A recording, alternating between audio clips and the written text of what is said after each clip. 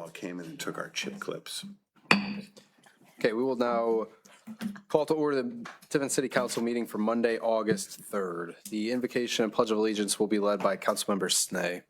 All right, thank you, President. All right, pray in your way as I will in mine. God, thank you for this day. The weather, you know what's best as far as the weather. We might not agree with you, but you make the crops grow. You make make us grow together, and just like in the summertime and all year long. We as a city should grow together and work with one another. And thank you for all of this. It's in your name. Amen. Amen. I pledge allegiance to the flag of the United States of America and to the republic for which it stands, one nation, under God, indivisible, with liberty and justice for all. Thank you. I'll now ask the clerk to call the roll. Councilmember Snee. Yes. Councilmember Doherty. Here. Councilmember Decker. Here. Excuse me. Councilmember Hayes. Here. Councilmember Horniman. Here. Councilmember Jones. Here. And Councilmember Reesner. Thank you. Let the record show that 6 out of 7 council members are present. Minutes for the July 20th, 2026 regular and committee of the whole were distributed. Are there any questions or corrections needed? Thank you. We are now under committee reports. Anyone from the Finance Committee? Councilmember Jones. No report, Mr. President. Thank you. Law and Community Planning, Councilmember Dougherty. No report, Mr. President. Thank you. Materials and Equipment, Councilmember Jones. No report, Mr. President. Very good. Thank you. Personnel and Labor Relations, Councilmember Decker. No report, Mr. President. Thank you. Recreation and Public Property, Councilmember Snee. Yes, I have a report for President. Okay, Recreation and Public Property Committee meeting minutes was taking place on July 27th and here in the City Council chambers started at 5:15 p.m. The chair called the meeting to order at 5:15. The purpose of the meeting was to discuss a request for legislation 2632 establishing the All Patriots Memorial Committee and request RFL 2633 authorizing an option agreement with AFLP LLC for the purchase of Lot 4 in the Eagle Rock North subdivision and any other committee business. In the attendance were Chair Snee, committee members Jones and Horniman, council members Hayes, Decker, and Reesner, Mayor Wilkinson, Law Director Fowler, City Administrator Dutrow, and Bryce Riggs, and Adam Gilmore of the Seneca Regional Chamber. For the RFL 2632, the mayor and city administrator reviewed the background, prior care, and ongoing maintenance needs of all Patriot Memorial. Discussion focused on formalizing the committee to provide clear responsibility for future oversight, support memorial-related events, and ensure continued care of the grounds. Members also discussed committee membership eligibility requirements, maintaining an odd number of voting members, for example, and the role of donated maintenance services. Law Director Fowler reviewed the proposed ordinance language, and committee members agreed the language was clear and appropriate. Member Jones moved to request legislation, made a motion, second by Member Horniman. Motion carried 3-0. For a request for legislation 2633, the mayor explained that AFLP LLC seeks an option to purchase and develop Lot 4, consisting approximately 18 acres at $15,000 per acre for an estimated total of $274,454. The option would bring would remain in effect for 5 years. City Administrator Dutro noted that proceeds would be placed in a development fund for future land acquisition and development related projects. Chair Snee moved to request legislation with emergency and suspension clauses, second by Member Hardeman. The motion carried 3-0. The meeting adjourned at 5:43 p.m. And that's my report. Thank you. Are there any questions on that report? Okay, thank you. Street, sidewalks, and sewers, Councilmember Horniman. Thank you, Mr. President. Street, Sidewalks, and Sewers Committee meeting was held in City Chambers on July 27, 2026. The purpose of this meeting was to discuss Mayor's request for legislation 2026-31 sewer easements. Attending were committee members John Hayes, Dennis Snee, Aaron Jones, and Scott Horniman. Also attending were council members Ashley Decker, Mayor Lee Wilkinson, Law Director Zachary Fowler, and City Administrator Nick Dutro. Councilmember Hayes called the meeting to order at 5:43 p.m. Hayes confirmed the legislation questions related to the topic the committee discussed at their July 13th meeting. No committee members had questions regarding the request. Jones motioned to have the law director draft legislation for authorizing the change to the approval process for sewer easements. Snee seconded the motion and passed 4-0. With no other business, the meeting was adjourned at 5:47 p.m. Thank you. Any questions on that report? Okay, Economic Development and Downtown Planning, Councilmember Horniman. No report, Mr. President. Okay, thank you. Does anyone see the need to schedule a committee of the whole meeting? Okay. We are now under reports of the officers. First up, His Honor Mayor Lee Wilkinson. Thank you, Mr. President. Just in case you haven't noticed, the street closure information is updated on the city website. So on the main page of the website, you can just click on street closures there and you'll have a whole list of the streets that are or scheduled to be closed for any period of time. So take advantage of that because of all the construction and everything going on around the city with the paving, the road construction, and with the upcoming sewer projects. We'll see a lot of activity there. So keep up on that. Speaking of that, the East Market Street right out here is being repaved, and it looks like they're going to work on that for a couple more days. And then they'll be moving to Circular Street. The North Sandusky Street, give you an update on that.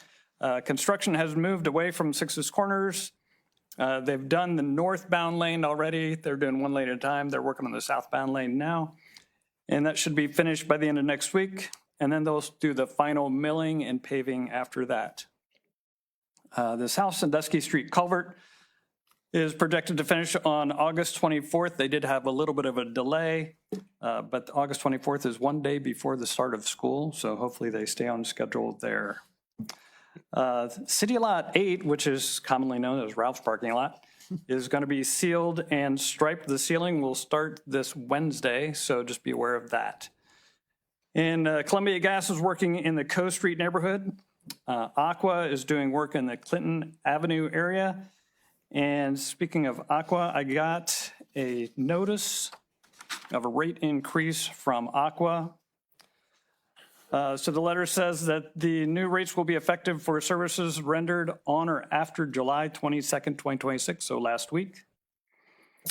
And it looks like the average residential bill for all areas will increase by about $7 to $10 depending on your water usage. So be aware of that. And I would like to read a letter from the Chief of Police, David Pauly. So over the past several weeks, the Tiffin Police Department has received 7 reports of checks being stolen after being placed in public mailboxes at various locations throughout the community. In each case, the stolen checks, all written to pay Aqua water bills, were altered and fraudulently changed to much larger amounts. While all 7 victims are Tiffin residents, investigators are currently believe that the thefts themselves occurred outside of our jurisdiction. The criminal division is working closely with our partner and law enforcement agencies to identify those responsible and determine where the thefts originated.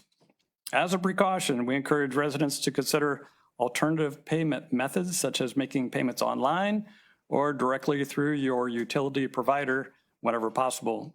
If you must mail a check, consider dropping it off inside your local post office rather than placing it in a public collection mailbox. If you believe you may have been a victim of check theft or notice any unauthorized activity involving your bank account, please contact the Tiffin Police Department immediately and notify your financial institution. We appreciate the community's vigilance and will provide updates as more information becomes available. I got an update right before I came back up here, and he said there was another report later this afternoon to add to this one. So it's an ongoing issue. So I just wanted you to be aware of that. And next, I would like to introduce Bryce Riggs. He's here to talk about the proposed strategic plan for all of Tiffin. Good evening, Council. As the Mayor said, my name is Bryce Riggs, and I'm proud to serve as the President and CEO of the Seneca County Collaborative. I have a presentation tonight. I'm going to have Nick pull up for everyone as well.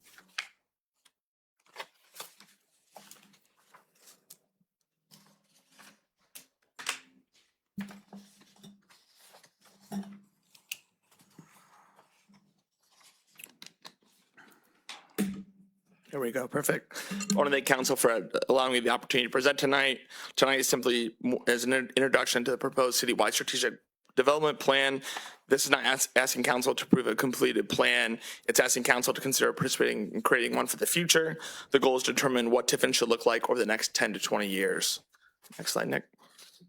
In 2010, community leaders recognized the need for a long-term vision for downtown Tiffin. The city partnered with the Seneca Industrial and Economic Development Corporation and Tiffin Tomorrow Steering Committee to develop the community's first comprehensive downtown strategic plan. Rather than focus on individual projects, the plan established an overall vision and identified priorities that would include redevelopment efforts for years to come. At the time, many of these ideas have seemed ambitious. Looking back today, many of these recommendations became reality and fundamentally changed the trajectory of downtown Tiffin. This slide summarizes the vision that came out of the 2010 planning process. The plan identified 4 defining strengths that Tiffin could build around. Downtown is the heart of the community, the Sandusky River, our 2 universities, and the arts. It also established guiding principles for how downtown should develop, including creating a stronger destination, celebrating our history, improving pedestrian connections, encouraging appropriate infill development, enhancing public spaces, improving signage, and strengthening collaboration. This important point is that the plan gave the community a shared picture of what our downtown could become. It connected physical improvements with economic development, community identity, and long-term implementation. The 2010 strategic plan didn't stop with a vision. It established a roadmap for how to achieve it. In total, the plan included more than 100 action items spanning organizational improvements, economic development, marketing promotions, design, infrastructure, and public spaces, also identified as Heritage Ohio's 4 guiding principles and points. These recommendations provided direction not only for the city of Tiffin, but also for community organizations, businesses, institutions, and private investors. Looking back over the 16 years, nearly all the action items have either been completed or fully explored. That's exactly what a successful strategic plan should do. It provides a roadmap that guides decision-making, attracts investments, and keeps the community moving toward a common vision. After the success of the 2010 plan, the community recognized it was time to build on that momentum. In 2016, the city and its partners commissioned the Downtown Tiffin Strategic Growth and Development Plan. Rather than creating a new vision, this plan expanded on the original work by identifying specific catalytic redevelopment opportunities and implementation strategies. It focused on where investment could occur, how to strengthen connections through downtown, and how to position Tiffin for continued growth. It shifted the conversation from what could downtown Tiffin become to what projects should we pursue next to make this vision a reality. The 2016 plan identified the next generation of priorities needed to continue downtown's momentum. It emphasized strengthening the civic core while creating additional opportunities for housing, private investment, and redevelopment. The plan also highlighted the importance of improving connectivity through streetscapes, pedestrian and bicycle infrastructure, and stronger connections between downtown, Tiffin University, and Heidelberg University. It recognized the value of investing in the riverfront, expanding public gathering spaces, modernizing development policies and utilizing economic development tools to attract new investment. As you'll see in the following slides, many of these recommendations have either been completed or actively being implemented today. The first one is the East Green Community Gathering Space. As many of you know, that was formerly a car wash and a Mr. Depew's business as well. I'm not going to talk badly about it tonight. And then as well as it was an ATM. And it's actually celebrating its 8th anniversary this year, which is hard to believe what it used to look like. The next is the Rock Creek Trail improvements. I think we can all know how that's really connected our community together. I remember many moons ago walking and making the first hike on the trail, and obviously Heidelberg's doing some improvements this summer as well, connecting their spaces together with the baseball complex in France Fieldhouse, which I'm really excited about. Next is the East Tower redevelopment.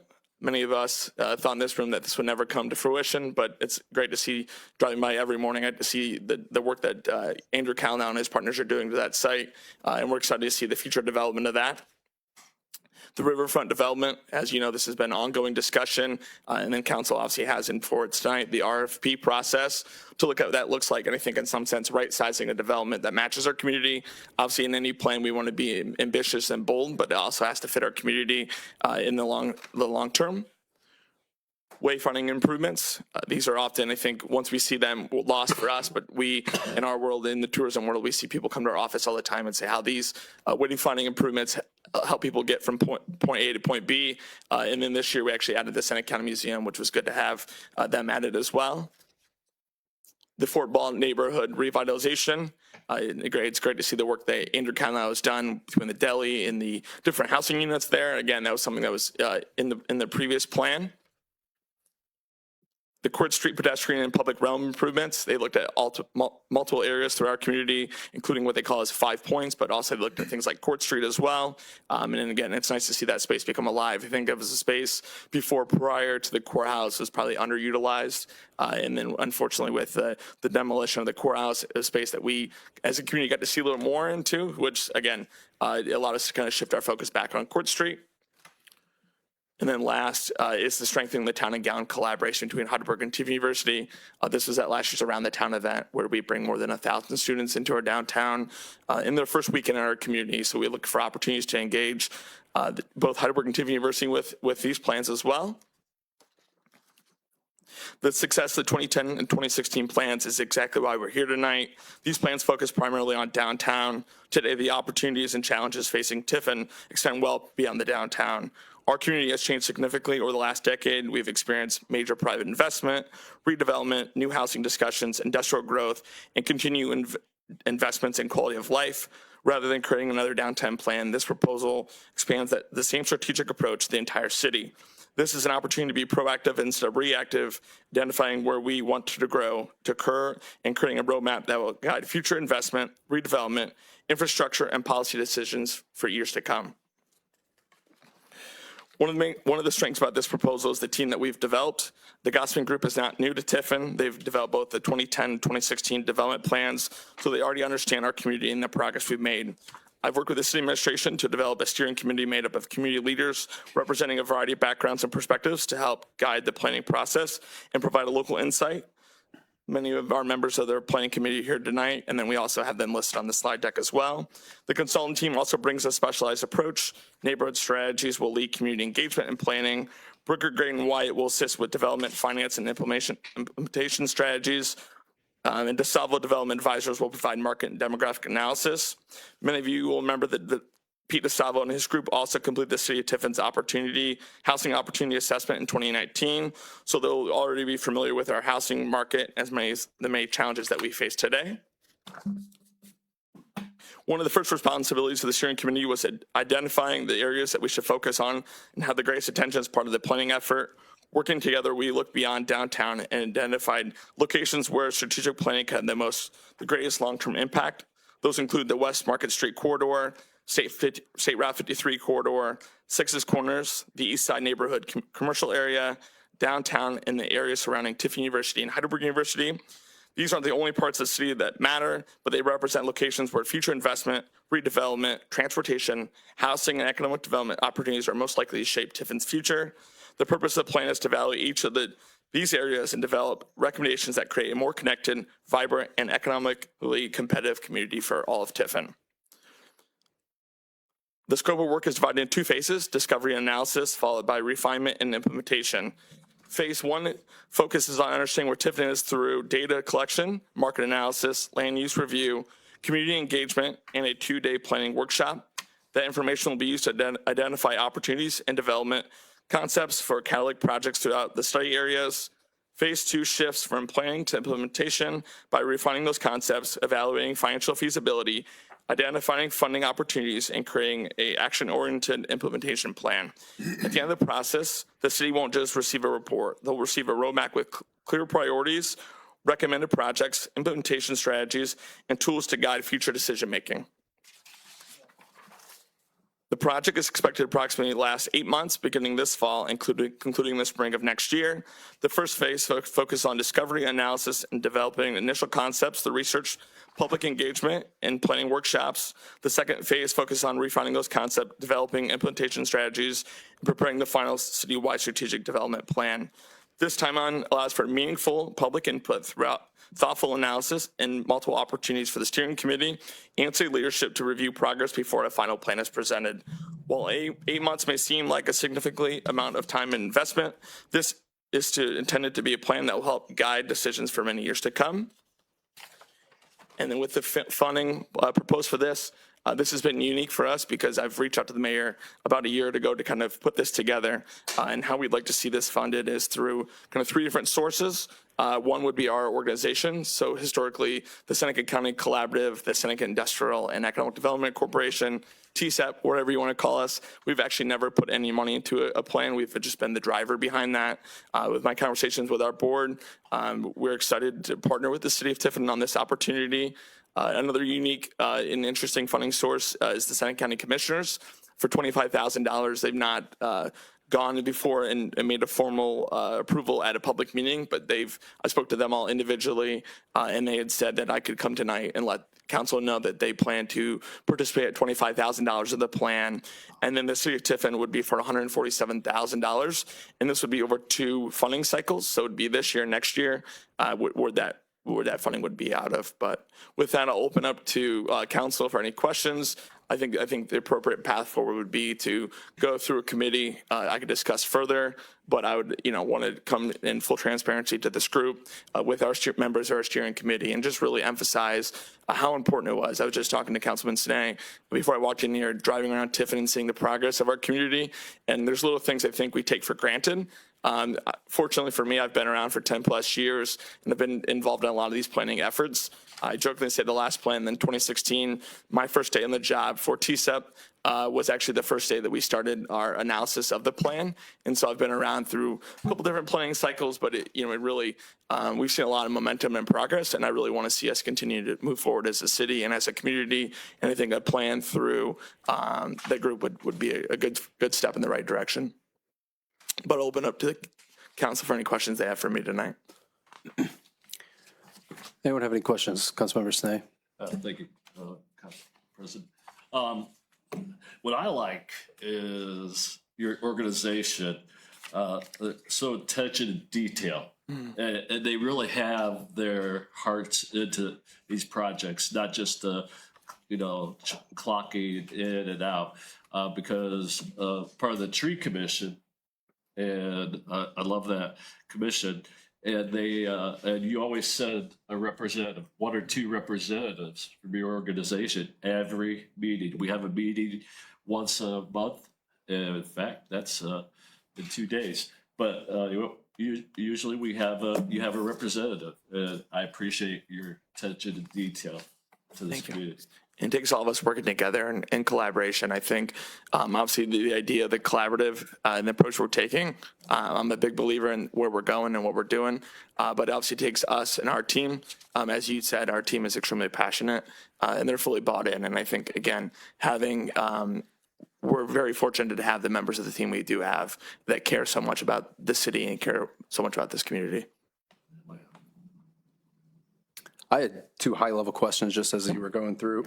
You don't need to go into a lot of detail, but first, was it 6 proposed kind of areas of concentration? Was that your team that kind of picked those 6, or was that in collaboration with the group as you kind of did a high-level overview, or is that just kind of your estimate, your guess what they'll? That was the steering committee. So we brought the steering committee together. We met about a month ago, and we discussed all areas of the community. Right. And those were the 6 that came out of it. And I think the biggest thing is that, we could obviously easily focus on every part of our community. Right. Because every part obviously needs the love. But I think one of those things we want to find the high impact areas that we see as transformational in nature, and that there's enough upside that we can see some progress. Totally. Thank you. And then back to the 2010 plan and then the 2016 kind of, is this a kind of redo of the 2010 and 2016 plan, or what is the kind of relationship? Is this another step? Is this kind of just a modern, like a? Yeah, I think they all build off each other. Okay. In theory, I think, the 2010 plan, I really enjoyed it because it gave us action items. The 2016 was nice because obviously it gives catalytic projects. I think the community has discussed that we'd like it more to be action item. So we can look and we can check things off, right? Everyone wants to see progress and everyone wants to see things continue. So I think it builds off the 2010 and the 16 plan, but in all reality, I think it's going to have kind of the compensation and really look a lot like the 2010 plan in terms of action items, because I think that was the big thing with the steering committee too. We looked at the community, we looked at people who are engaged in current things, and how do we get people to be champions of certain areas, whether it be, with the West End, whether it be 53 Corridor, how do we get people to buy in to the plan? And so when we walk away from the meetings, it's our organization and working partnership with 9 other folks, including the city of Tiffin engineer Matt Watson, to push things forward. And so it's going to look more like the 2010 plan in terms of the makeup and look of it. Very good. Thank you. Any other comment this time, Councilmember Jones? I don't have I have a question. Yeah. The 147,000, that's what was up there. Correct. Is that one time or is that 2 times? So it would be one time over 2 cycles, so basically split in half over Okay. this fiscal year and this next year. And the one thing is that it's come out, we would like it to come out of the development fund. Obviously, that's for council to decide where it comes from. But I think, right, the idea that we've had a couple potential sales with robotics, and then obviously now the spec building, there's been a little additional cash in that fund, or will be in that fund, that we'd like to see that kind of utilized to help us spur into future development. Thank you. Just to be clear, so are we asking for approval for this, or is have the funds already been approved? I wasn't here for the last financial. I think at this time, this was just kind of a presentation, and then it seemed like the next step was going to be sending this topic to a committee, to one of the committees to discuss. further discuss there, and then if legislation comes out of it, that's where it would be sourced from. The funding needs to be approved. That would be part of it, Okay, yeah. okay. I love this. It's great. So thank you for bringing it to us. And yeah, I've seen lots of unplanned growth in communities, and it just doesn't look good. So I'm happy we're being planned. Thank you. Councilmember Dougherty. So, Mr. Riggs, this study, it just gives you guys an aiming point for maybe what businesses would work, what wouldn't work, I think it's what makes the most sense in certain areas for other things outside of business aspects. Can you touch on that a little bit? Yeah, so it's a mix. I think it's going to give us obviously some, maybe some areas, maybe some parcels that maybe aren't fully utilized. What can we do with those parcels? For example, the previous plan, 2016 plan, it looked at, like what a downtown bookstore would look like in partnership with Heidelberg and Tiffin University. This is a pro forma. These are the economic development tools that are available to them. So it can give us suggestions and kind of funding sources to get us there. And it can also look at, I think, just like action items in terms of, things to do along the way to help kind of create those spaces. I think the biggest thing is that I'm going to preach in this plan is the connectivity, right? And again, nothing wrong with the downtown, the 2010 and 16 plan, but I think it's the idea that we find ways to really activate certain areas of our community and bring it all together. I think that's something we hear the most is that, hey, we've got these, the east side or the west side, you name it, right? That there's maybe some opportunities to get people engaged and bring people to the table that we've maybe not brought to the table before. And I think that's my biggest excitement with this plan is that I think it's going to force us to kind of do that naturally through objectives and benchmarks to get us there. And then our organization will obviously be the one leading the charge to make sure that happens. Very, very thorough report on this too, so thank you for this. Yeah, thank you. Bryce, there's 2 things. One, the cost sharing breakdown, what was that again? So it would be 25,000, 25,000 collaborative and commissioners, and then 147,000 for the city of Tiffin. And then as far as part of what this would go to, this could go to city issues, zoning, annexation. I know one of the workshop topics here is architectural design guidelines could be helpful for potentially the ABR. Is that your understanding? of Yeah, some of because what right it might- now, obviously, as you know, may be aware, the ABR is currently looking to redo their guidelines right now. So I think for us, it was kind of fitting, right? Instead of, nothing wrong with the ABR, but the ABR obviously knows what the ABR knows. I think bringing some professionals as well to give kind of an outsider's perspective, I think will be helpful as well. So some of the reasons why we brought some of these things into there, because we know they're current topics. And then obviously zoning, obviously always an ongoing topic and conversation. There's been some changes along the way, but how can we maybe look bigger picture instead of being reactive, proactive in terms of some of those things. And again, I think, hiring a professional to come in and help us do that is going to be key and important.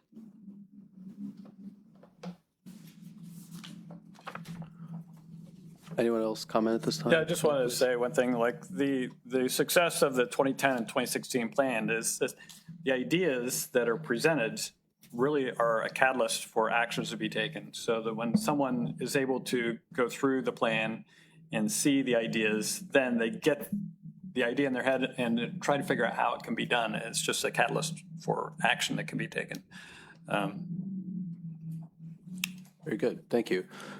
So it's my understanding that the next course of action would be to send this to a committee. Now, we can discuss this later in other business if you guys want to think about it for a bit, about which committee might be willing to take it. Please. Finance committee, I feel, or it could, finance, it's coming out, dealing with the money. I think, I think we can maybe wait till other business to finalize this and maybe schedule something if you feel, I think there's maybe a few different options that we might have, but. My only ask to council is that, I've had a proposal. I know some of you know that it was originally in the budget last year.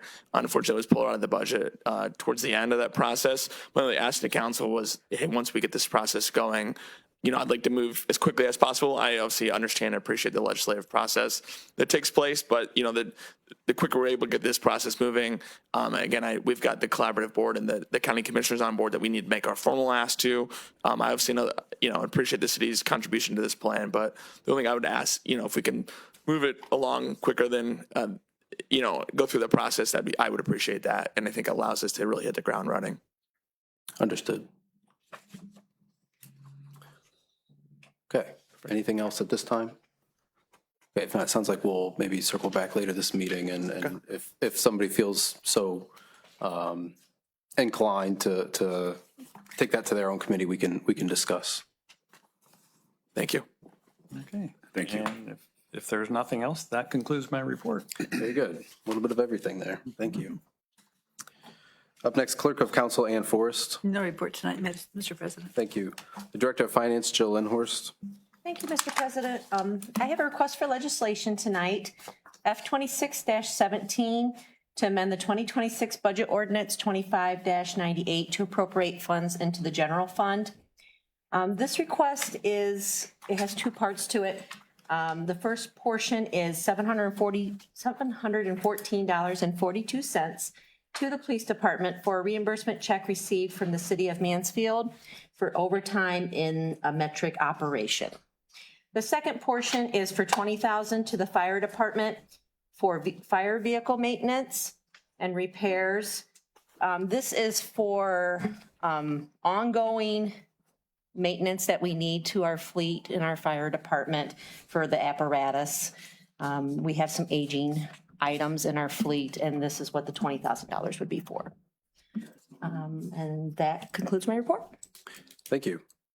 Director of Law, Zach Fowler. Yeah, thank you, Mr. President. I do have a few things.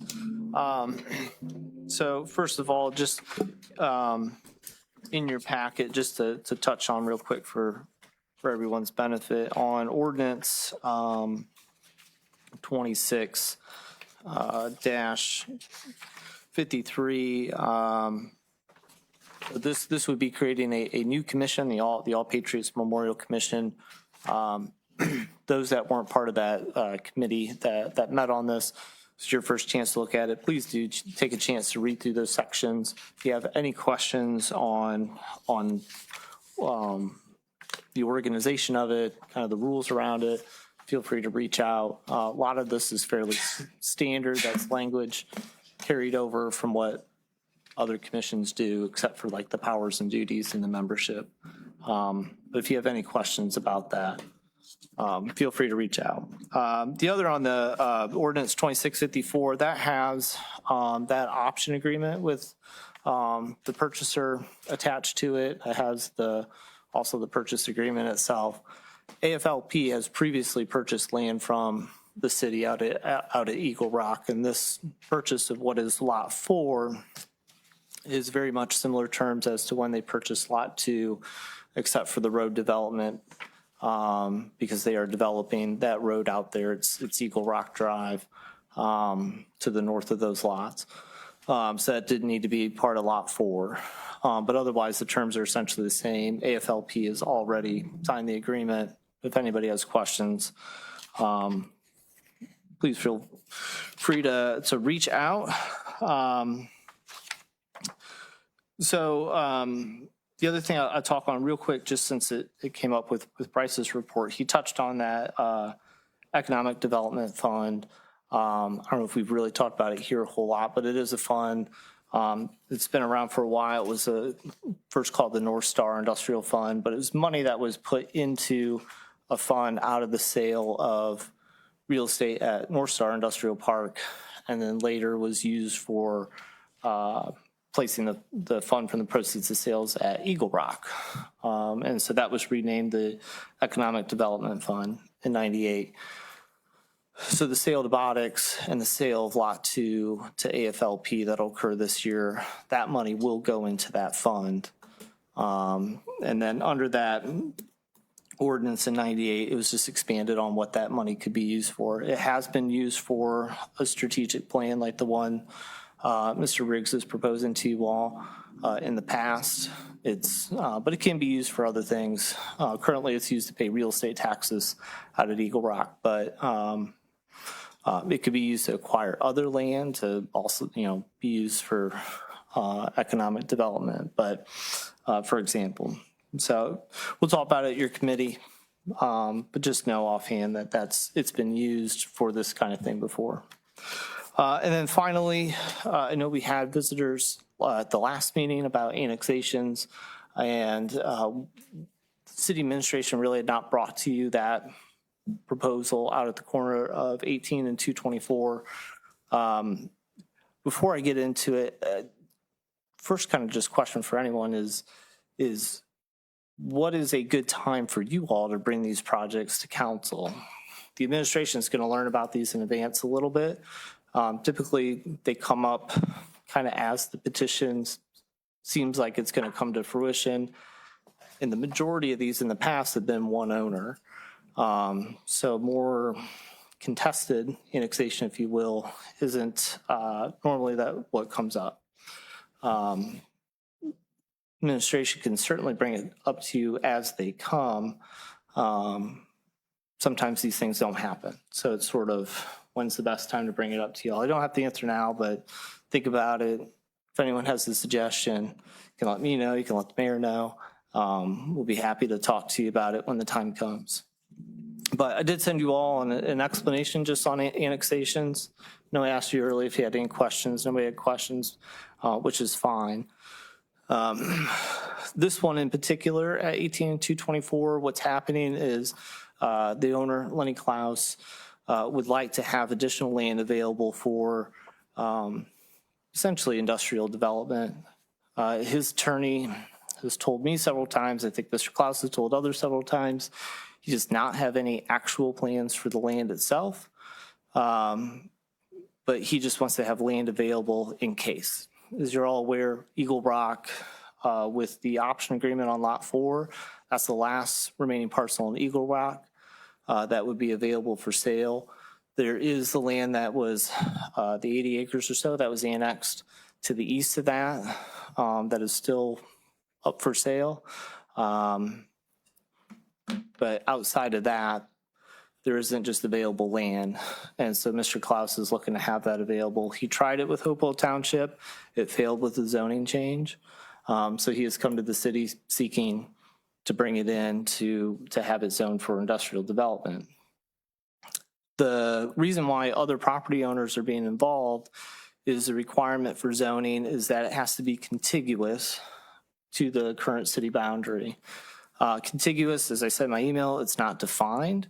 The Supreme Court has tried to help that definition along, but it's still very fact specific. But Mr. Klaus's property on its own doesn't touch enough of the city boundary to be contiguous. It's a very small strip that touches the city boundary, and he has a very large farmland that would come in. And that's the kind of thing, after discussing with his attorney, we thought wouldn't be enough, and that other land had to come, which is why the property at the corner, the former Rock Run property and Buckeye property, has to come in along with the Fleckners. That gives enough touching of the city boundary to be contiguous. The Fleckners, as you've heard about, they have a sewer service agreement.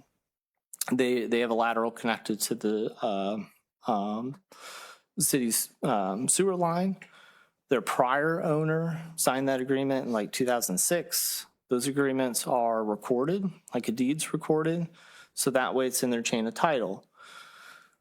So when Tom and Anna Fleckner purchased the property, if they got a title search, they would have seen it. I don't know if they got one, but if they got one, it would have come up. Same thing with the property at the corner. They're on the service agreement. And then there's houses going down 224 that are on that sewer line. They're not part of the annexation, but they do have city sewer connection. The properties going down 18 across from Walmart do not. So with that petition, if all those owners sign it, then essentially it's what's called a type 1 process that would all come in without an actual hearing in front of the county commissioners, but it would still come to you all. If the Fleckners don't sign, then we have to have more of a conversation about whether you're asking me to pursue litigation or not to enforce it. We're not at that moment. I've been told by Mr. Klaus's attorney that they are still working to try and get their signatures. There may be a future meeting with them to try and to do that, but there may be a point in time where we come back and seek whether we need to pursue litigation. Outside of that annexation, as I told you all, there's another one that is likely to come, which is the old Tiffin City Schools property on State Route 231. Those owners who purchased it at an auction held by the school have looked to try and rezone that property through Clinton Township. It was denied, and so they are looking at a path to annex their property so that they can develop that farmland. Theirs is primarily residential compared to the mostly commercial or industrial out on the west end. So I know they're pursuing it. That's one that is early. They have not worked with an attorney yet. They have not surveyed the property. They don't have a petition, but they are having those discussions to figure out a path for annexation. So any questions about either one of those? Yeah. Mr. Fowler, I don't have a question. I just want to clear something up that came up during the last council meeting. That I know that would have been in the title search, as you mentioned, if they had done a title search. But if they didn't do a title search, then nothing was really sprung on them, because I went to visit them last November 2025 with the agreement, with the signed agreement, and presented to them and explained to them why I was there so that they would be aware of it. And then the process happens after that. So many months have passed for that knowledge to be shared with the Fletchers so that they would have known that. And as city council and mayor, it's like part of our job to make sure that Tiffin is prepared for the things that Tiffin needs to go into the future, prepared for growth. If we need a larger industrial tax base, then we have to have the land for that. If we need more housing, then we have to have the land for that. So when someone comes to the city with a request and the request fits the need, then that's why I got behind it. And I thought, okay, this is going to be good for the city of Tiffin. So that's how I got involved. Or that's how we are involved. Sure. Okay. And if it helps, I think the mayor visited because we have that sewer service agreement. The thought was it was more appropriate to have him go than the property owner because it is the city's agreement that says if you're presented with an annexation petition, you're required to sign it. We met with the Fleckners, the mayor's office, months last year. They did sign the petition one time. There was a property that was going to be part of the annexation map, which was the medical building on 224. They then changed their mind and decided not to join that annexation. And then a new map and a new petition was routed. And we're still waiting on the Fleckners to sign. The other property owner at the corner has signed, and Mr. Klaus has signed. But we've had candid conversations with them, tried to help them understand why annexing in, what the benefits are, why it can be good for them. And I know Mr. Klaus, after last council meeting, has talked with his attorney, and they are working on a kind of a buffer plan, if you will. I don't think Mr. Klaus is looking to put out the neighbors there, but it's his design. The city's, we don't really have a role in that, but through zoning, I know there's a lot of questions that people raise, but through your zoning, through our stormwater management ordinances, a lot of those issues that people brought up 2 weeks ago would be addressed through that, right? We have to have certain screening, noise reduction through zoning code, water runoff. We have a stormwater management program that they have to comply with. All those things would happen as properties developed.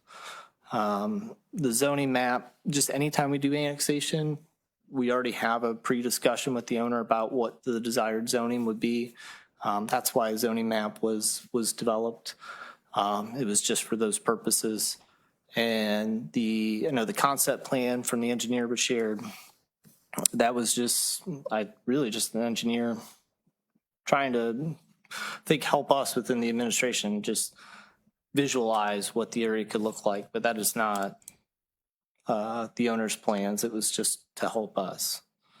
But I think that's the majority of things. But certainly if anything comes up, you're welcome to ask. And at any point, let me or the mayor know just kind of your desired timeline of hearing about annexations, just so that you're hearing it at the right time and in the face of that.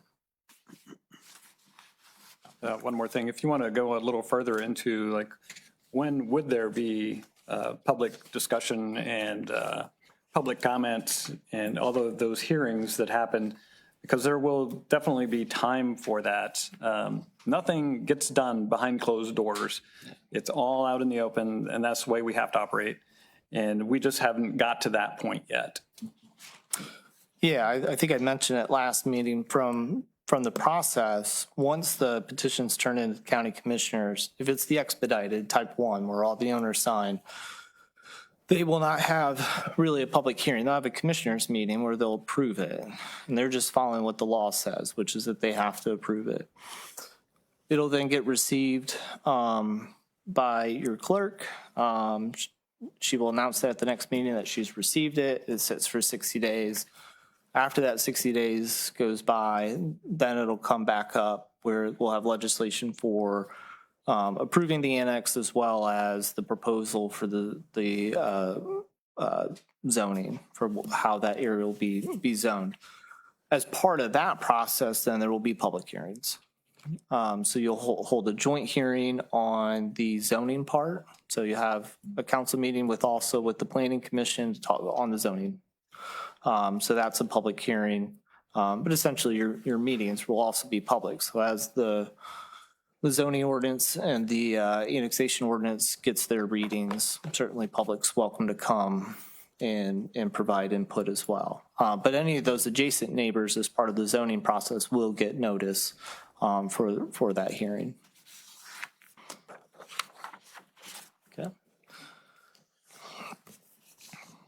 That concludes my report, yeah. Okay, very good. Thank you for that. Okay, we are now under written communications. Thank you. We have Finance Director's request for legislation number F26-17 to amend the 2026 budget ordinance number 25-98 to appropriate funds into the general fund.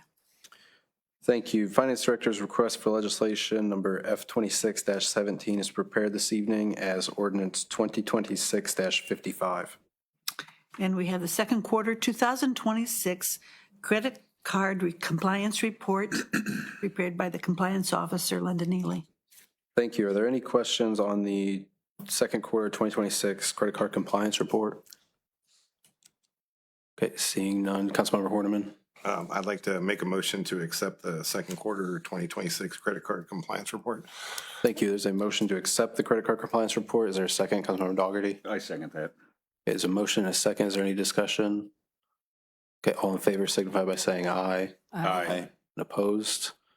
Thank you. That passes with a vote of 6-0. Okay, we are now under oral communications. Anyone wishing to address council may step up to the podium. Please sign in and direct your questions to myself. Council President, council members, Mayor, thanks for having me. If you don't know me, my name is Jeremy Parkins. I'm the founder, president, CEO of Dress Right Dress. We're a veterans nonprofit that resides right over in the Laird Arcade. I am a veteran of the United States Air Force, and most importantly, for the purpose of this meeting, I'm a Tiffin native. And hopefully, with what I'm here for, makes your job a lot easier than what you guys have to discuss after I leave.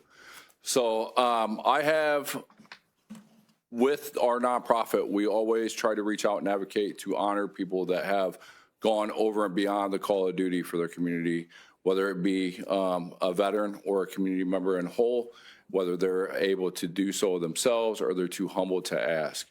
And I have been working with the mayor's office to talk about Dr. Caccarella. I've listened to the invocation. I've listened to people on the council speak, Mr. Riggs speak about community growth. And I think somebody that has done that job for over 40 years in this community has been Dr. Caccarella himself. He has raised me as my pediatrician as a kid, and he's also raised my children. In some cases, he's raised parents, kids, grandkids, and great-grandkids. Caccarella has been a staple in this community for, as I said, 40 plus years. He has recently retired. He has raised this community. I'm sure by now he's probably owed tens of thousands of dollars because he's very humble and he cares about the youth in our community as a whole.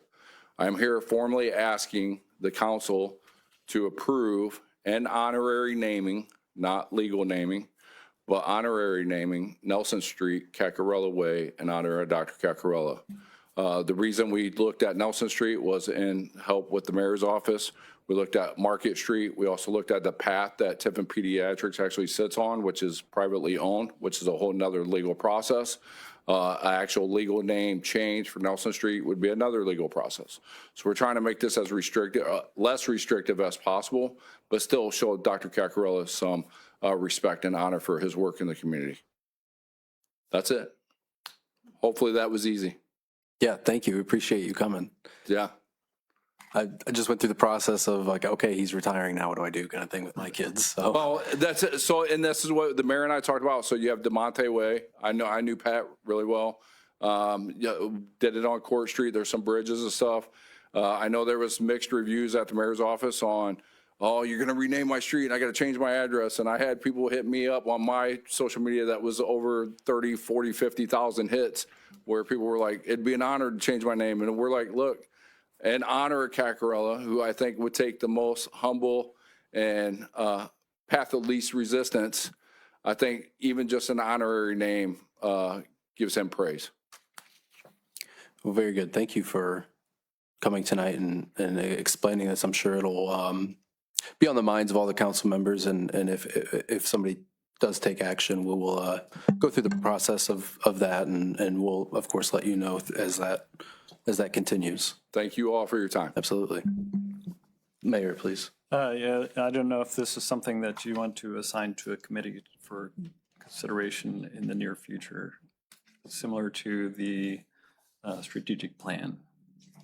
Yeah, certainly. We could discuss that maybe when we also discuss the strategic plan this evening. We talk about some committee assignments, plans with that. Yeah. Thank you.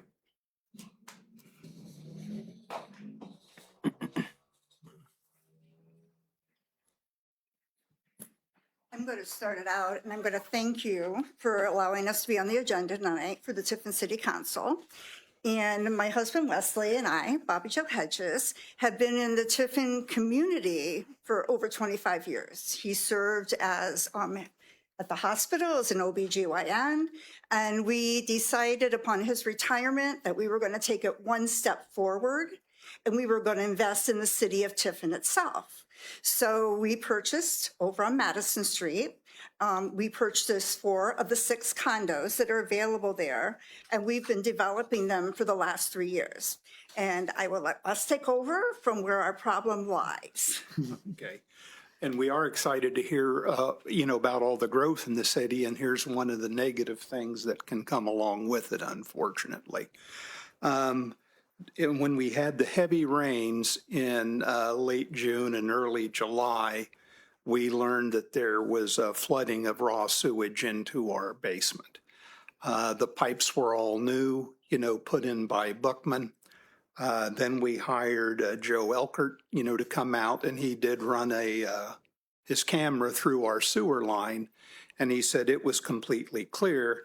And he stated there were 2 to 3 inches of standing water in the city sewer line. But that's all, that all he could report. The area of raw sewage is a good sized area, probably about the size of this entire room in the basement. And, I have let people, some here and others know about the problem. And what I was last informed was it was a capacity issue and there would be no reimbursement for any type of cleanup. My concern is this just a one-off thing? Or if I pay to clean it up, is it going to happen again? So that's kind of where we're at. The reason I'm here, I would like to see if there's any way, that it's an issue of a capacity from the city sewer lines, if we could get some reimbursement for that cleanup. Thank you. Thank you both for being here. I wish Bryce would have dressed up a little bit to match what he's talking about, but at least we got you. So, Well, can I address some of your concerns now? Because Yes. I've been talking with the city engineer and the public works superintendent, and there have been, during that same period of time, late June, early July, a couple other people with near downtown buildings or in the downtown that have had the backups. And it's very concerning, and we're taking those seriously. Our public works superintendent has been using his camera down through the main lines to make sure that there's no problems or blockages or anything there. And so they're doing some further investigations by putting more flow monitoring at a cost of about, I think that was $188,000 for that contract, that we had additional flow monitoring put in to some of the main sewer lines so that we could tell where the problem is. So far, we haven't nailed it down yet. I do have a proposal that I would like to give to council. I don't have a written out request for legislation, but I would like to ask council to consider establishing a matching grant or cost sharing kind of fund that could be used to install backflow preventers, so that even though it's not a permanent solution, it will at least solve the problem temporarily so that we can find a more permanent solution as they continue to investigate. So I know they're working really hard at this investigation, taking it seriously and trying to come up with a permanent solution or a more permanent solution. Okay. Just with the history of it, I know Weston Reinbold purchased this building along with his group. They had no knowledge of any sewage backup. Mm-hmm. And then when we inspected the building on that, there was no evidence of that either. So this was something that is recent. We've only lived there since October, so we don't really have a long history of knowledge with that building. We do pay our sewer bills on time. Yeah. And it's gross. It's gross. Thank you. Thank you for coming.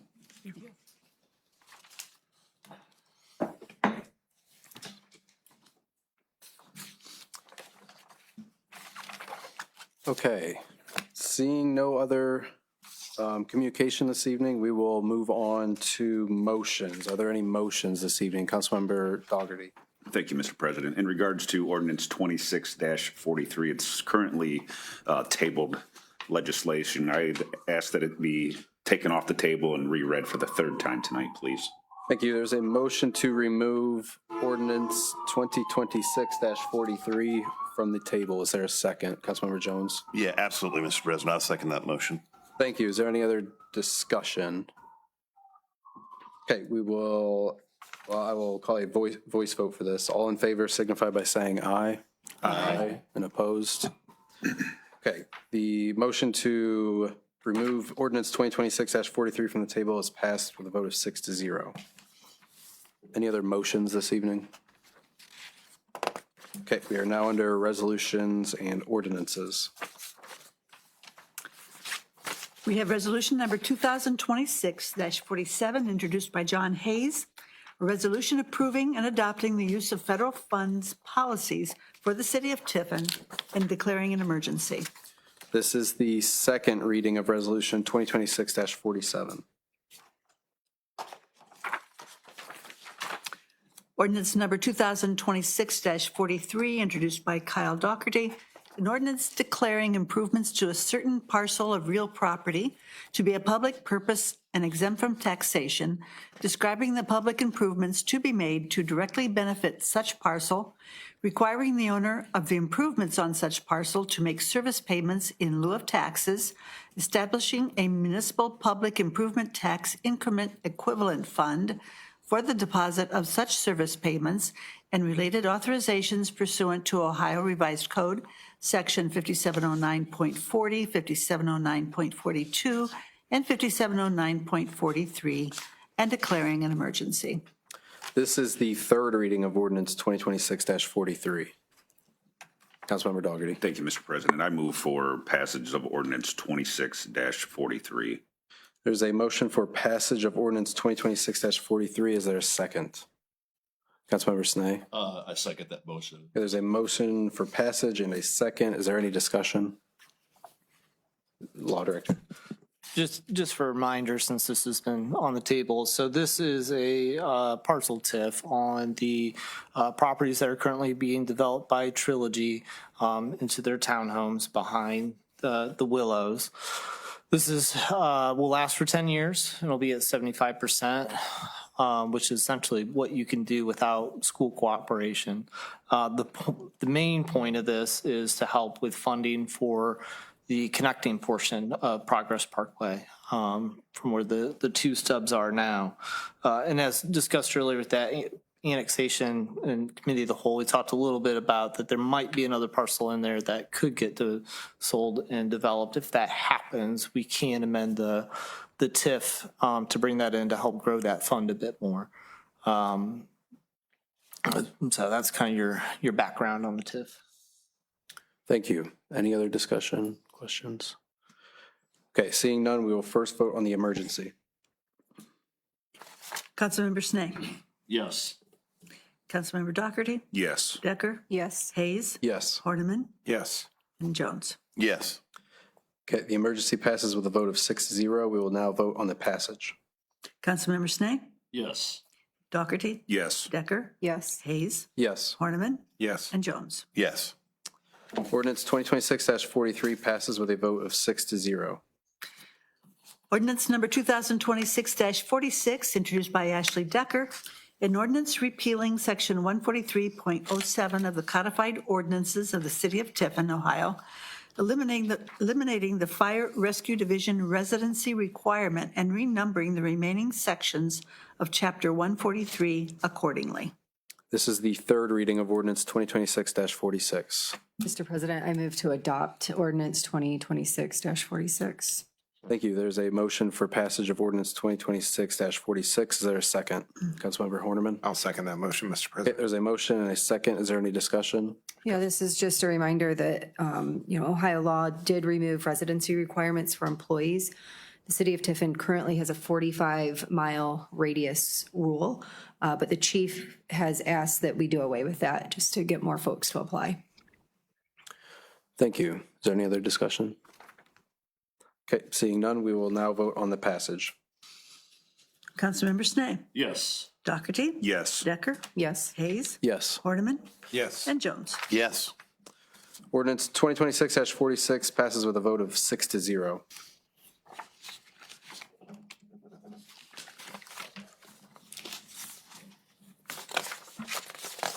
Ordinance number 2026-51, introduced by Kevin Reesner, an ordinance authorizing and directing the city administrator to prepare and issue a request for proposal, RFP, for the development of approximately 0.8 acres of city-owned real estate adjacent to city lot 6. This is the first reading of ordinance 2026-51. Ordinance number 2026-52, introduced by John Hayes, an ordinance to enact Chapter 911 and amend Section 909.11 of the codified ordinances regarding the acquisition and execution of sanitary and storm water easements and declaring an emergency. This is the first reading of ordinance 2026-52. Ordinance number 2026-53, introduced by Dennis Snee, an ordinance enacting Chapter 156 of the codified ordinances to establish the All Patriots Memorial Commission and declaring an emergency. This is the first reading of ordinance 2026-53. Ordinance number 2026-54, introduced by Dennis Snee, an ordinance authorizing the mayor to enter into an option agreement granting AFLP LLC an exclusive option to purchase certain municipal real property located in Eagle Rock North subdivision. This is the first reading of ordinance 2026-54.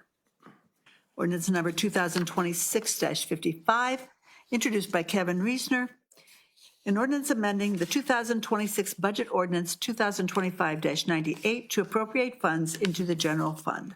This is the first reading of ordinance 2026-55. Councilman Jones. Thank you, Mr. President. I move for immediate passage of ordinance 2026-55, suspending council's 3 reading rule. Okay, there's a motion for immediate passage of ordinance 2026-55, suspending council's 3 reading rule. Is there a second? Councilmember Decker. I'll second that motion, Mr. Thank you. President. There's a motion and a second. Is there any discussion?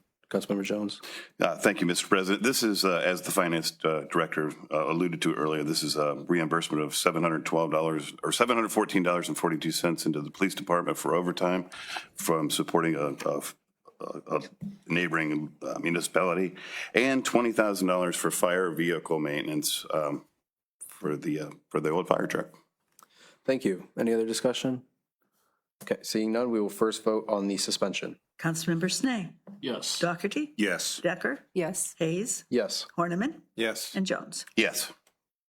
The suspension passes with a vote of 6-0. We will now vote on the passage. Councilmember Snee. Yes. Dougherty. Yes. Decker. Yes. Hayes. Yes. Horniman. Yes. And Jones. Yes. Ordinance 2026-55 passes with a vote of 6-0. And that concludes the legislation, Mr. President. Thank you. We are now under other business. I believe we have some potential committee assignments, should anyone feel so motivated. I believe the first one we discussed was the potential funding and, support of the request for proposal for the City of Tiffin's citywide strategic development plan. There was maybe some talk about which committee this could go to. Should you guys feel so moved? The two for me were between law and community planning and then economic development and downtown planning. I could make an argument for both, I feel like. Please. Okay, sure. Mr. Riggs, correct me if I'm wrong, but I think they're looking for to try and get going in September. If this goes to committee, you're not going to get a legislation introduced until your first meeting in September. If the desire is to try and stay on track, if you will, it wouldn't need to go to committee. Somebody could ask to essentially sponsor it. I can write the legislation. You could certainly have that discussion then when it's introduced at the next meeting on, what you're comfortable with. If for example, I said the Economic Development Fund is available and it's been used before for this kind of plan. You can certainly have the discussion then. You can take your time though. You don't have to work off of the proposed timeline, but I guess if anyone's inclined to keep things moving, that's your path. Councilmember Jones. I am. I'll gladly take that on. Okay.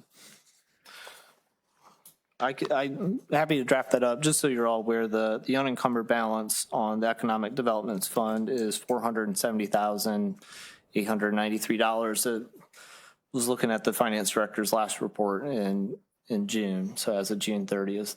So there's enough funds, but I will certainly write that for you. Okay. City Administrator, please. Yes, thank you, Council President. Excuse me. I think it is worthwhile for council, though, to have a discussion, and, it may be worthwhile to have a longer committee of the whole meeting, maybe at the next meeting. Okay. Discuss any of those things that you might want to discuss as part of this, even though the legislation would be sitting there to be read or potentially voted on, it would still give a chance for council to have some discussion and with the entire body. Very good. So to summarize, you're proposing to write the legislation with Councilmember Jones's name on it, and we could meet for a committee of the whole to then discuss. And then potentially, this would be the potentially quickest way to get it passed this month. Is that correct? Yeah, that's correct. And like I said, it's your timeline, so you can, if people are more inclined to take 3 readings, you can certainly do that. Sure. But does anyone feel strongly for anything other than the law director will kind of write what the legislation will look like? It'll be included in next meeting's agenda, and we will potentially schedule a committee of the whole for next meeting to also have maybe a little bit longer form discussion and see what comes out of that before it's read for the first time. Is there any objections, please? No objections, but I do like the idea, and that way we all can be involved in that discussion process. Okay. I agree. Yeah, and to your point, I think what's being asked is very straightforward. It's just a matter of getting us together and deciding on whether or not we want to move forward with that. So, sure. So it sounds like we will be scheduling a committee of the whole for Monday, August 17th at 6 p.m. And we will be discussing the proposed legislation of funding the City of Tiffin citywide strategic development plan as presented tonight by Bryce Riggs and his team. And again, appreciate you guys coming out and the steering committee and everything, getting all that, getting it this far for us. And yeah, look forward to meeting with everyone and having a little bit longer discussion about potentially moving forward with it. Councilmember Snee. What time was that? 6 p.m. 6 p.m. All right, thank you. Next council meeting. Just meet at 6 p.m. for the committee of the whole. Okay, thank you. There's also tonight we were given a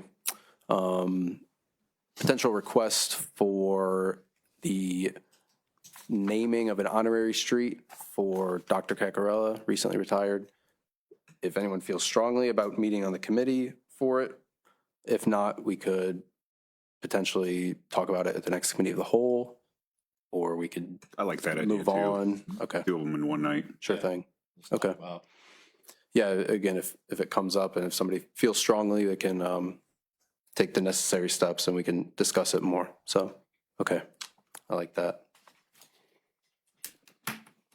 Anything else this evening under other business? City Administrator, please. Yes, thank you, Council President. I wanted to update Council. At our last meeting, I discussed briefly that we received some good news from the EPA. So wanted to discuss this a little during our actual council meeting. We were informed by the EPA that the city's old landfill, so the city owned a landfill or owns a landfill. We still own the property that landfill was on County Road 90. A number of years ago, we were given a handful of requirements for doing various types of testing to make sure that we are not putting major pollutants into the Sandusky River coming off of what was a landfill, was an active landfill for a number of years and has been closed for many, many years. When very recently, we were required to begin doing groundwater testing again at the site. Through the consultant that we use, we were able to work with the EPA, and those groundwater testing requirements have now been sunset. So we found in our most recent reports of testing that we did out there that we are we're within the limits and meeting the requirements of the EPA for our groundwater testing. That's all great news. There are right now 24 groundwater wells. They are basically test sites at the old landfill. Our intention is, with the dollars that we've already set aside for 2026, that we will have those removed in about late December. So that is a plan that is still going ahead. We'll begin getting those removed. That project will get done basically at the end of this year, going into next year. There will be still some other requirements. We do have staff that go out once a month and test the surface water. Again, making sure that we're within the allowed amounts of what is going into the river from that site. We are also, I spoke at a couple meetings ago about our MPDES permit. That is our permit that the city is under for stormwater, for our water treatment plant. There is a separate MPDES permit for our landfill as well. We are in a negotiation period for that as well. So I will expect to have some more updates for you in the future about what that looks like, how potential other changes at the landfill because of it. But again, we have a good partner that we work with who's doing the work of working with the EPA on that next permit. So more to come on that, but I at least wanted to again share the good news that those groundwater requirements are no longer. That has been successfully determined with the EPA that we no longer need to do that, and we will be closing those wells, those monitoring wells here within the calendar year. Thank you for that update. Anything else this evening for other business? Okay, seeing none, we can adjourn. Thank you.